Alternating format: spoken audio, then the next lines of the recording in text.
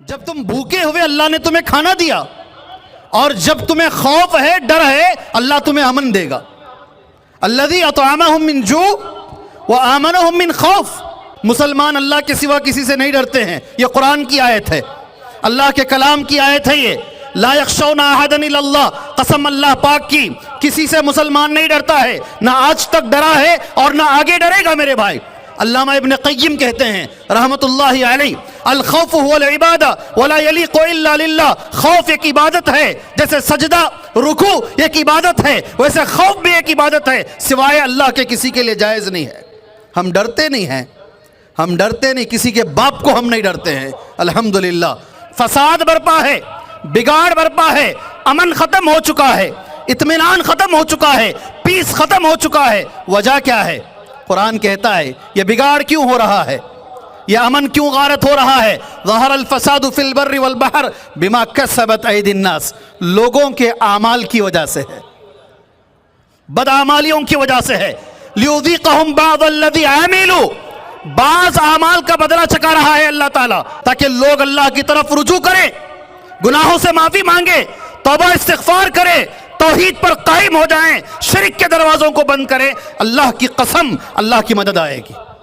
ہم بے حیائی کے کام کریں، ہم گناہوں کا مرتکب ہم بنیں، اور پھر امید رکھیں رحمت کی؟ کیسے ہو سکتا بھائی؟ یہ ہو نہیں سکتا ہے۔ اور وہ یتیموں کے سر پہ ہاتھ رکھو اور کہو تیرا باپ امت کے لیے مرا ہے، ہم تیرے لیے کھڑے ہوئے ہیں۔ قرآن گواہی دیتا ہے ان اللہ لا یغیر ما بقوم حتی یغیروا ما بانفسہم، اللہ کسی قوم کی حالت کو نہیں بدلتا، مر رہے مرنے دو، ذلیل ہیں ذلیل رہنے دو، اگر خود قوم کھڑی ہو جائے گی اللہ اس کی مدد کرے گا۔ تو ادھر ادھر کی نہ بات کر، یہ بتا کہ قافلہ کیوں لوٹا، تو ادھر ادھر کی نہ بات کر، یہ بتا کہ قافلہ کیوں لوٹا، مجھے رہزنوں سے گلا نہیں، تیری رہبری کا سوال من الشیطان الرجیم، بسم اللہ الرحمن الرحیم۔ لإیلاف قریش ایلافہم رحلة الشتاء والصیف فلیعبدوا رب هذا البیت الذی اطعمہم من جوع وآمنہم من خوف۔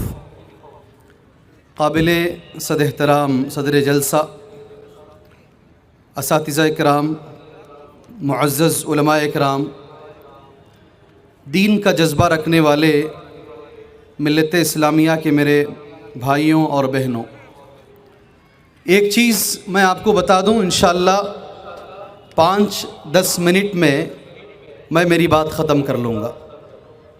یہ ہمارے نبی کی سنت ہے کہ حالات کے سامنے رکھتے ہوئے حالات کو بات کی جائے، یہ اللہ کے نبی صلی اللہ علیہ وسلم کی سنت ہے۔ نماز بھی آپ مختصر کر دیتے جب کسی بچے کے رونے کی آواز آتی، تو اسی سنت پر عمل کرتے ہوئے یقیناً جو اللہ نے چاہا وہ ہوا، اللہ کو جو منظور تھا وہ ہوا، اور آج کے حالات کے مطابق جو ہونا چاہیے تھا اللہ نے وہ کیا۔ میں نے ایک قرآن مجید کی سورت پڑھی ہے، اس سے جڑی ہوئی 2 باتیں تمہارے سامنے کہہ کر ایک پیغام تمہیں دے کر اپنی بات ختم کر لیتا ہوں۔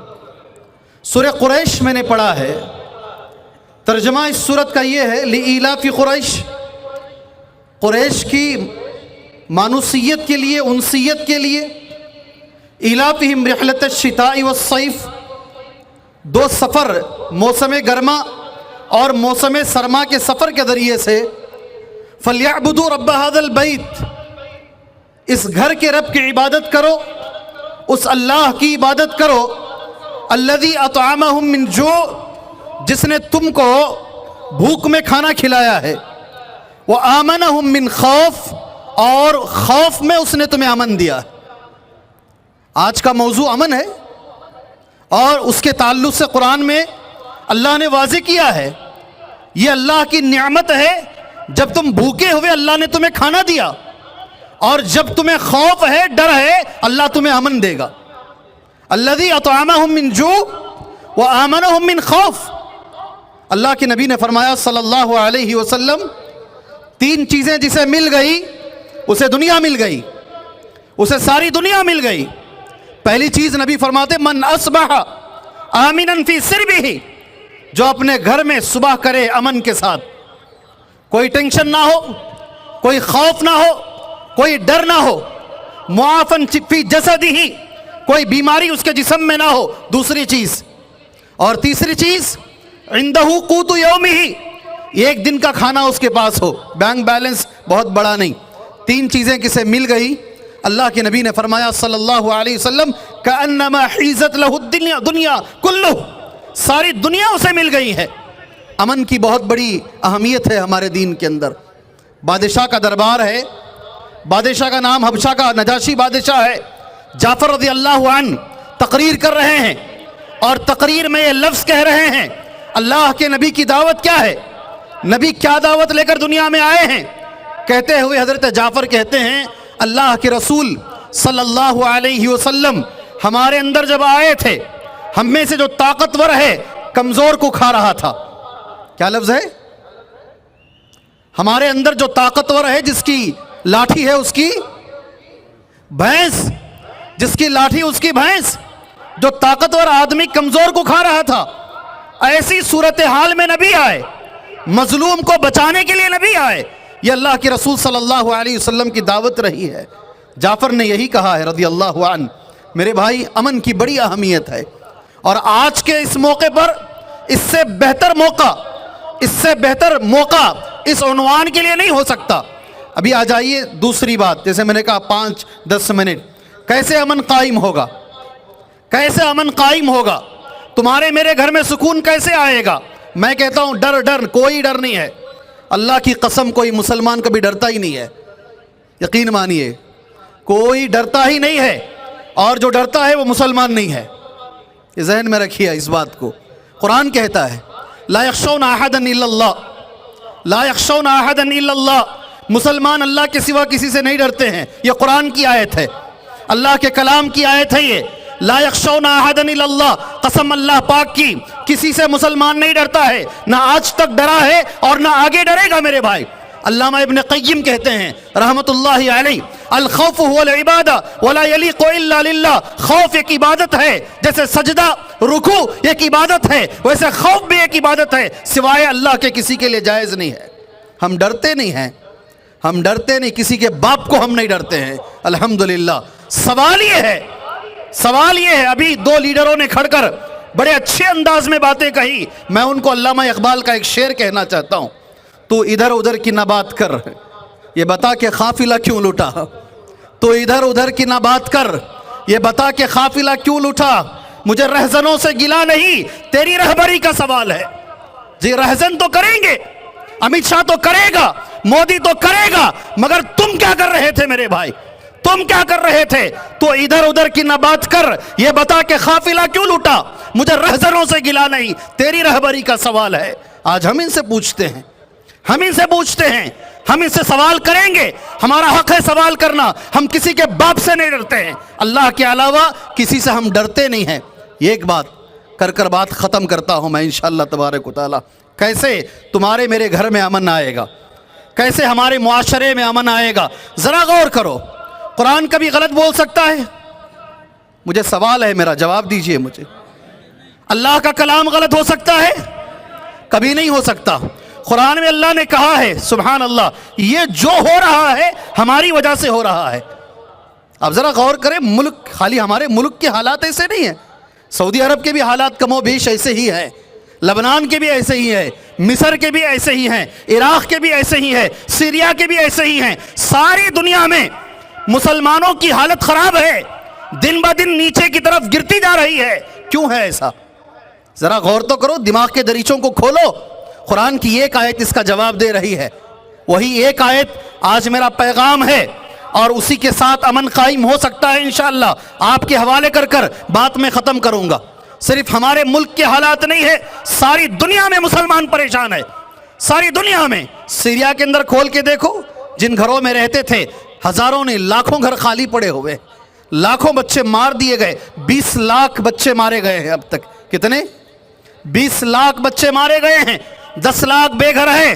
وہ ملکوں کی بات کر رہا ہوں جہاں 100% آبادی مسلمانوں کی ہے. کوئی تو وجہ ہے، یہ اللہ کی طرف سے ہے. کس کی طرف سے؟ ان کی طرف سے ہے تو تم اور میں مقابلہ کر لیں گے. اللہ کی طرف سے ہے تو مقابلہ کر نہیں پائیں گے. قرآن کی ایک آیت 40 پر 1 نمبر کی آیت سورہ الروم بات ختم کر لیتے ہیں انشاءاللہ. کیا بھائی سنیں گے جی؟ قرآن کی ایک آیت ظہر الفساد فی البر والبحر، ظہر الفساد فی البر والبحر، زمین میں اور خشکی کے اندر اور سمندر کے اندر فساد برپا ہے، بگاڑ برپا ہے، امن ختم ہو چکا ہے، اطمینان ختم ہو چکا ہے، پیس ختم ہو چکا ہے. وجہ کیا ہے؟ قرآن کہتا ہے یہ بگاڑ کیوں ہو رہا ہے، یہ امن کیوں غارت ہو رہا ہے؟ ظہر الفساد فی البر والبحر بما کسبت ایدی الناس، لوگوں کے اعمال کی وجہ سے ہے، بدعمالیوں کی وجہ سے ہے. لیذیقہم بعض الذی عملوا، بعض اعمال کا بدلہ چکا رہا ہے اللہ تعالیٰ، بعض اعمال کا. آج مسلمانوں کی یہ حالت مسلمانوں کی خود وجہ سے ہے. جی ہاں، کرنا کیا ہے؟ ابھی مولوی صاحب نے بھی کہا، کئی لوگوں نے کہا کیسے امن آئے گا؟ قرآن میں اللہ کہتا لعلہم یرجعون، لعلہم یرجعون، لعلہم یرجعون، تاکہ لوگ اللہ کی طرف رجوع کریں، گناہوں سے معافی مانگے، توبہ استغفار کرے، توحید پر قائم ہو جائیں، شرک کے دروازوں کو بند کریں. اللہ کی قسم اللہ کی مدد آئے گی، اللہ کی قسم آئے گی. ایک بچے کو مارنے کے لیے فرعون نے ہزاروں بچوں کو مارا نہیں مارا جی؟ ذرا بولو. ایک بچے کو مارنے کے لیے ہزاروں بچوں کو مارا. رب کی شان ہے، اسی کے ہاتھ میں موسیٰ بڑے ہوئے، اسی کے گھر میں بڑے ہوئے، اسی نے اٹھا کر موسیٰ کو پالا ہے.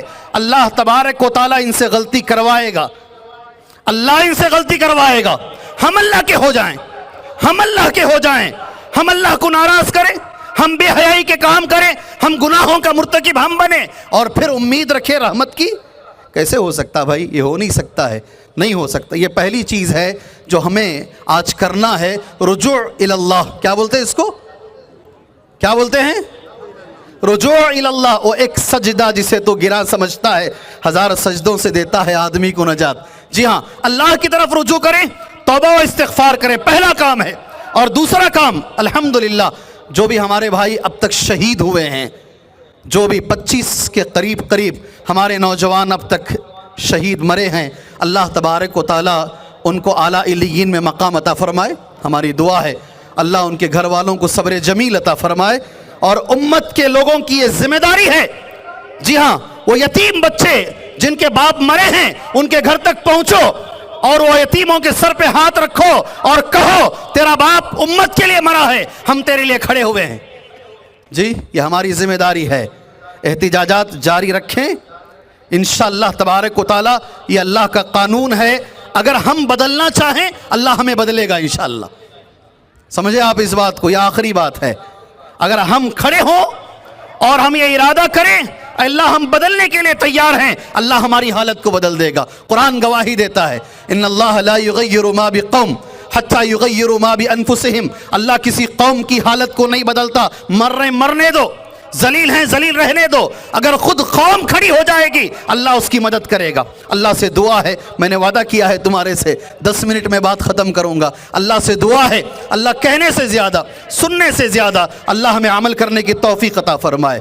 اللہ ہمارے سینوں سے سارے ڈروں کو نکال کر صرف ایک اللہ وحدہ لا شریک، اس کا ڈر اللہ ہمارے سینے کے اندر اللہ بسا دے. اللہ یہ جو حالات ہیں ان حالات کو اللہ تبدیل فرمائے. اللہ مجبور کی مجبوریوں کو دور کرے، پریشان حال کی پریشانیوں کو دور کرے. اللہ مسلمانوں کی مدد فرمائے، اللہ اسلام کی مدد فرمائے. آمین. وصلی اللہ علی النبی الکریم. السلام علیکم ورحمۃ اللہ وبرکاتہ.